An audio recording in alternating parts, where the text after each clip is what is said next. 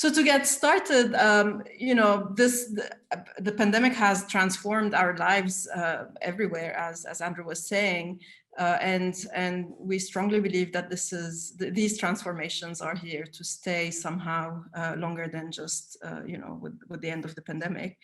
So in terms of what it did to our research methods, both Wendy and I believe that there are some really good advantages of doing online interviews and some disadvantages. So Wendy, do you want to start, and then I can jump in? Yeah, for sure. So, and as Rima suggested, we are coming from different perspectives and have done different types of research. And I think the advantages and disadvantages will come to the fore in that. So I have been interviewing displaced Syrians since 2012. I did so in various rounds of field research, usually field research trips from maybe a month to 3 months, typically over the summers in Lebanon, Jordan, and in Turkey, and then in countries in Europe. So when it became impossible to travel, I began doing the interviews using the same networks of displaced Syrians online. And there are quickly some advantages. Of course, there's the sheer convenience of being able to do interviews from your own home. I began to do interviews. I thought this as a time to start doing interviews in places that I hadn't traveled and was unlikely to travel. And this, I think, might be specific to my particular project about really looking at a transnational diaspora, but using online interviews, started doing interviews with Syrians in Australia, Japan, Brazil, Chile, Sudan. I deliberately tried to access people in places where I hadn't been and didn't plan to travel. Of course, it's something that would be just like completely impossible in in-person interviews. So there were weeks during last fall where I, within a 2-week span, was just jumping from continent to continent every day and getting perspectives that would be just unthinkable otherwise. I found in doing interviews, so one caveat there is most of the interviews I have done on Zoom have actually been outside the Middle East. With folks then that I found to be surprisingly comfortable with an online interview session, that their lives have gone on Zoom and online just as ours have. So I remember doing an interview with a woman in Brazil, in which we were talking, and she was trying to describe that her neighborhood and the structure of her neighborhood and homes. And she said, "Wait, can you make me co-host so we can share the screen and I'll draw you the map on the whiteboard?"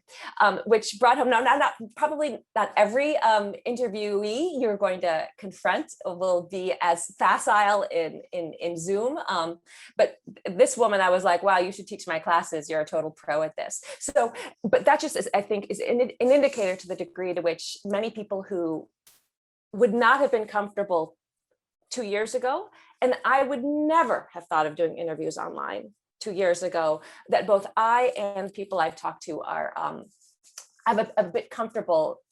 We'll talk about that, but if you can find people who are comfortable with it, it can really allow you to have a huge access. Some more technical things. Doing interviews on Zoom and pressing recording, the sound quality is great. And for those of us who transcribe interviews, I've done so many interviews in noisy households and cafes with the radio going, with music and so forth. They can be a real mess to try to transcribe afterward. Getting a really strong quality of a Zoom recording saves everyone a lot of hassle afterwards. That I found that recruiting people can often also be an advantage in terms of, so I did an interview again with somebody this fall, and he said, "Hey, let me just put this on Facebook that you're looking for interviewees," and he put it on a note on Facebook, and I was getting people sending me messages saying, "I hear you're doing interviews. I'd like to do an interview with you." So there was almost this flooding of options of recruiting a pool, which could happen, and you could use Facebook or on social media in an in-person setting as well. But there's something, I think it just took off because so many of the people in his Facebook network were also transnational it was just a transnational media, social media flow that worked to recruit a large pool. There's one other thing, and this I think will blend into from advantages to disadvantages, is if there is, I think, an atmosphere of trust, and what some people in interview studies call rapport. If you create a situation in which the interviewee feels comfortable speaking, that I have found that online interviews provide almost a kind of almost a more open and intimate setting than in-person interviews do in some ways. That the in-person interviews I've done over the years are typically in people's houses, in coffee shops, in offices, wherever the interviewee prefers to meet.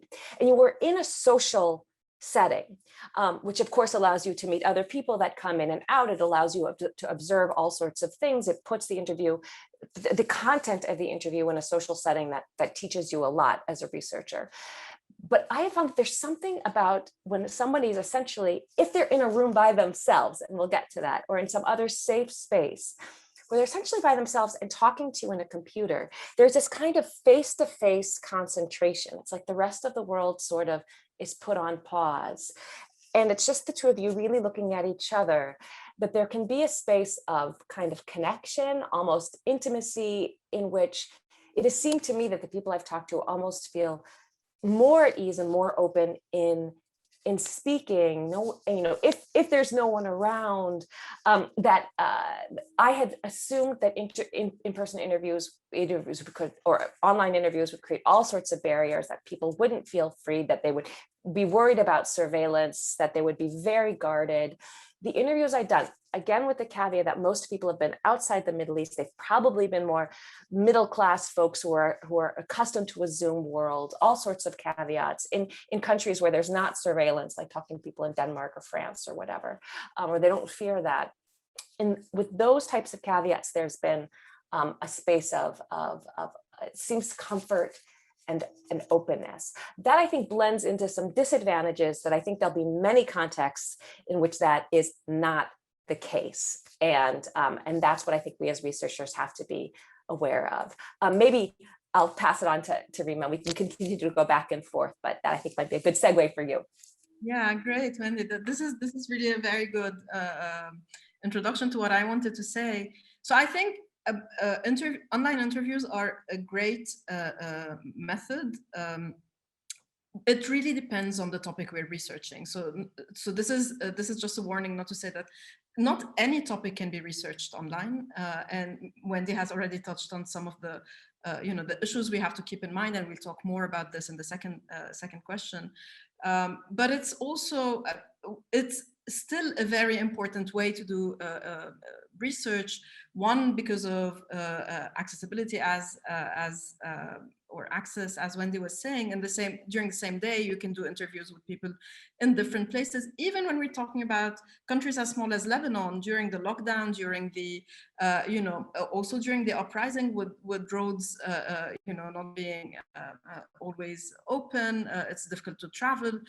So it's been really very good to have this tool of being able to schedule online interviews, also in terms of, as Wendy was saying, in terms of recording the quality of what you get, but also there's the perk here is that usually, and traditionally we use a recorder, if people agree. With online interviews, if they agree, we are using both image and voice and good quality. So we can do sorts of analyses, and we can also, when we go back to our interviews to transcribe, there are things that we get from the details of being able to see and hear clearly that are really transforming or at least benefiting the way we used to do interviews.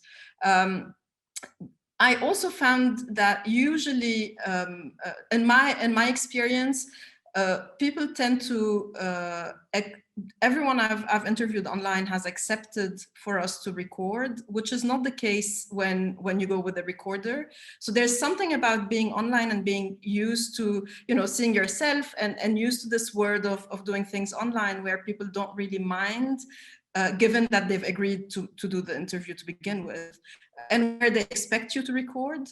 So this has become a bit easier, whereas when you go in with a recorder, you know, they're a bit suspicious, they don't really know what it is. So of course, we always start not recording, and we ask them if we can record, but generally this works better in terms of thinking about, you know, ethics in IRB, which we will come back to in the second question. So there's also the matter of convenience with, you know, especially it's also gendered, of course, right?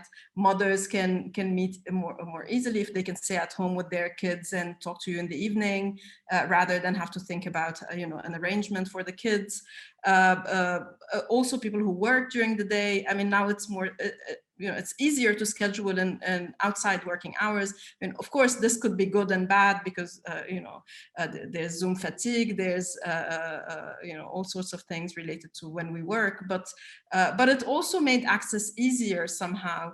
And people who are willing to talk to us or who want to talk to us appreciate the fact that, you know, it won't take more than whatever we've booked for an online interview, whereas in person, you know that it usually takes more time. Travel, arriving, you know, talking a bit, also leaving, especially if you're meeting people in their houses, etc. And I'm talking about, you know, some parts of the Middle East where, you know, sometimes they want you to stay over for lunch or for dinner and or coffee. So these things have, you know, it's become a bit faster and easier. And again, this has its pros and its cons, right? And this is why I started saying it really depends on the question, on what is it that you're researching. If you need those, you know, side talks and extra time, or if your research topic could work with something that can be done online. Another thing, I mean, with this idea of being able to travel easily, you know, from the comfort of your screen, is that I found it to help with my research to overcome what we call the network effect, because sometimes, you know, you go to a place and you end up interviewing people who live around each other or who are in the same networks, right? But being able to jump from one area to the other. So while before I would design my research to only be in Beirut or only be in Tripoli, now I can do the Bekaa, Akkar, but also Baghdad while I'm sitting here. So in terms of methods and in terms of what it means to research, it could be an important way to overcome some types of network effect that we usually get when we're doing when we have to travel physically for that. So these are all great things about doing online interview. I also found some people find it, as I said, a more intimate place to talk if they live in comfortable houses, if they have space to meet with you. But this can also change very quickly, and we've experienced this a bit with the pandemic. And some houses are overcrowded, and some houses we also have, and we'll talk more about this later. But also we have to think about the the infrastructure. About, do they have a stable connection? How much is it costing them to talk to us, right? If you live in a country like Lebanon, where there's no electricity and there is no a stable connection, it's also an added burden on people we're interviewing. And these are things that we're starting to think about in terms of ethics. So what do we do with those things? But also, as I said, it depends on the question. So for example, if I'm doing research on domestic violence, it's very difficult to interview a woman who's at home and ask her about her relationship with her father or her brother or her husband. So this is where it gets tricky, and this is where we might decide that maybe not doing online interviews and going to the field is more useful. So I don't want what we're saying today to be understood as saying go online all the way, because no, it's I don't think research will or can become online only. But I think the researcher needs to know the context very well, and needs to know, what exactly they want from their research and decide based on that. Also, it's always good to start with a pilot. So, for example, I've tried to do online interviews with refugee women who live in some parts of Lebanon and in refugee camps or informal tented settlements, what they call them. And after a few ones, I decided that it's better to go to the field. The connection was really bad. I couldn't feel the connection with them. They didn't really know who's this woman who wants to talk to me online. It was difficult. It's in those cases, it's easier to be there, sit a bit with them, chat, tell them more about you, and then start. But in other research that we've done, it's been going quite well, actually, and we've been able to talk to people from different places. One final thing I want to mention here about some of the disadvantages, and maybe we can then open it up for some discussion, is the question of cyber surveillance, and especially, I mean, we're talking about the Middle East, and we know that the context can be tricky. If you're in political science or political sociology or anthropology, and you're asking questions that could put your interviewees in trouble or in danger, this is where, I mean, these are the types of questions that are more difficult to do online, but also sometimes people get excited and want to talk. And I think this is where our responsibility as researchers is to assess, whether it's safe to do it online. And this would take us to the second round where we talk more about ethics. But I've found in my research that there are some questions that are more difficult to probe online, while other questions work sometimes much better online, where when people you're interviewing are comfortable, they're sitting at home, they're done with what they need to do, and now they have time to sit with you. So sometimes it works really well, sometimes it doesn't. And I think we're still in this stage where we're trying to figure out what exactly works and what doesn't. But I think in the context of the region, two things: surveillance. And I mean, another thing that to me is very important is thinking about the gendered, perspectives of this and what it means for women specifically. I mean, sometimes it's better because they can stay at home and do the interviews. Other times it can be more, more difficult. So